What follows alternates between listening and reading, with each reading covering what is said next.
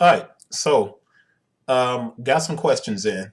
Always nice to get a Q&A from somebody, and mainly what it is I offer this service on cbpublish.com where I'll do some consultation and stuff like that, and you have to go ahead and pay me for the phone time when we sit down and talk. Typically, it's somebody that responds to me and they want to work on a website or something like that, and they don't know the process to get started, so I help them walk them through that process. And you pay for your phone time and the discussion and all of that good stuff.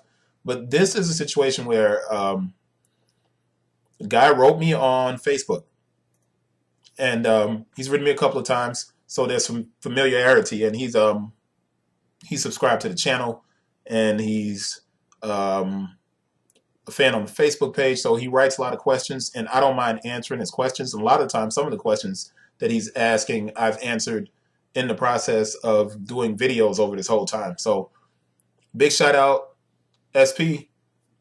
These are the answers to your question. I'm getting into it, making sure that you guys can see. I'm moving the mouse here so you can see that the questions are right here. The first question, matter of fact, let me put a timer on because I don't want to go over. I want this to be about 5-6 minutes tops so you guys can watch it. And then I'll make sure I put the breakdown in the description, and I'll put the time so you can click on the link and go to the time in the video that interests you the most as far as the questions are concerned. So here's the timer.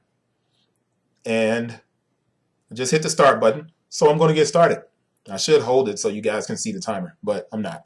I'll just look down at it and make sure I'm on point.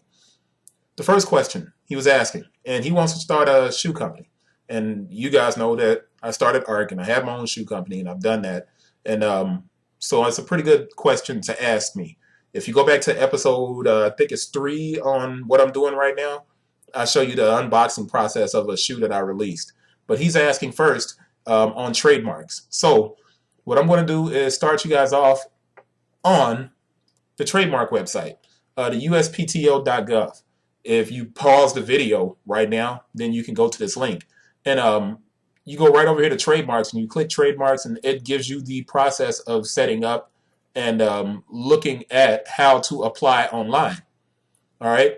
Now, yeah, you should do a trademark, but there is some information that's vital to you understanding what you're going through or what you're going to go through. And that is the first thing on this page that you'll see. It says hire an attorney. I agree with that 100%. When I submitted the trademark for ARC, I was not approved the first time. I was not approved the second time, and it cost $750 each time. So it was an expensive process. I can't remember how much it is now. I can't even find it on the website. I'm not going to spend the time looking for it because that's not what this part of the video is for. What he's asking is this. Is it okay to sell a product? Yes, it is okay to sell your product without having a trademark. Because the cool thing is when you build your website, and the first time you put that website on logo on your website, it's indexed in your server. So you have a history of using that trademark that you can verify and you can prove. Now, I'm not saying that's going to protect you in a court of law. Typically, the person that has a trademark is going to be protected. But let's be serious. Do you think you're that important that someone's going to steal what you're doing immediately when you get started?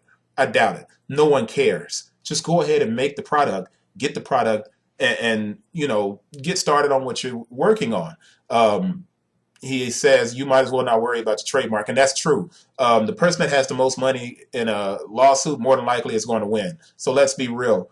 You don't have as much money as somebody that's got millions and millions of dollars, and they say that they had your trademark first. More than likely, you're going to lose anyway. But if your trademark is that good that someone stole it, then maybe you can come up with another one, and you can keep it moving. But this is the thing.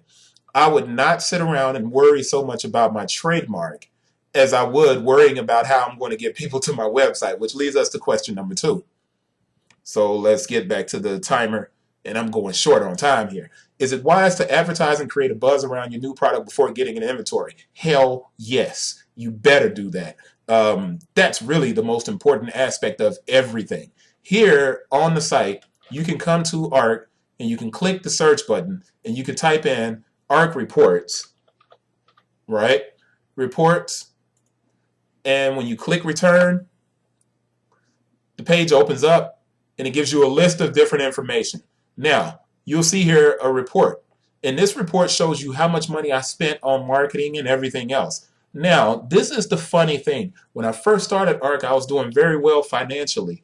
My business was going great, but I didn't have any mentors. I didn't know what I was doing necessarily. And the previous company that I had was so strong because I ran a basketball recruitment website. But what I did was I ran a basketball recruitment website and I made a basketball shoe. So it was only natural that the process was so much easier for me to, launch the company and start selling shoes. With art, I did not have that groundwork laid. I launched art in the complete opposite way that I should have. I should have been building my audience from the get-go, period, straight up. And that was the major failure that I had. And if anybody says, hey, Chris, how do I start a shoe company? If you came to me and you asked me how I would do it again, I'd tell you, build your foundation first. Start working on the promotion of your product. Start being a purveyor of information.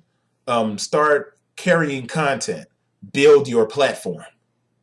And then go ahead and start making your product. So you asked the question, is it wise to advertise? Yeah, that's the first thing. You better get started. Start advertising now. You get your logos, get your pictures, whatever. Start creating information around it. Start talking about other people's information, whatever you have to do to start getting interest. All right.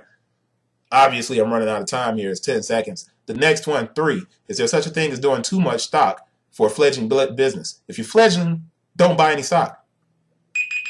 All right. I'm out of time. I'm going to stop, but I'm going to go ahead and add another minute to this and get back to it. All right. 1 minute, and we're going to keep going. So if you're fledgling, you shouldn't be buying stock anyway. At the most, you need to start thinking about how you're going to get people to your information on a daily basis. That's the most important aspect of all. All right. If you're going to start a shoe company, this is the issue. Unless you have a very good relationship with your manufacturer, you're going to have to make 600 to 1,200 pair of shoes anyway. It's automatically too much stock. So unless you got a considerable amount of money, starting a shoe company is a very complex situation. All right, extremely complex. The last question, I have another question. In light of the current instability between the current U.S. administration and China, would it be wise to look elsewhere for sneaker suppliers? Are there any other sneaker suppliers? They make shoes in Portugal. They make shoes in Mexico. They make shoes in a lot of different places. So you have options. But until this administration really kicks in and starts taxing and doing things, go ahead and work with China for the time being. Go ahead and work with them. It's not that big of a deal until everything is implemented. And right now you're small. So just take advantage of getting the product made. If you want to make it in China, then go ahead. Making shoes in America, I have one company that I can direct you to, and that is Lasco.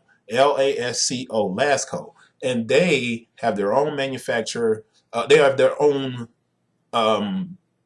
manufacturing company. They have a big warehouse where they're making shoes. And maybe they can do small runs for you, but I doubt it. Making shoes is very complex. It may be the hardest business you could start trying to think about getting into. So I know that was quick. I almost apologize, but I don't, because this is just free information. I could be a lot more specific, and if somebody else wants me to be a little bit more specific, then you can write me as well. You can also go to cbpublish.com versus going to ARC, and I have books available, and the books have a lot of this information that I just talked about in them. And I wrote these because, man, I went through a lot, and I don't want people to go through the same thing that I'm going through. So make sure you go visit the website. The link will be up here. The link will be down in the description. I hope this helps you out, SP, man. That's it. Talk to you guys on the other side. Inside of Ties Friday should be a good one. Peace, y'all.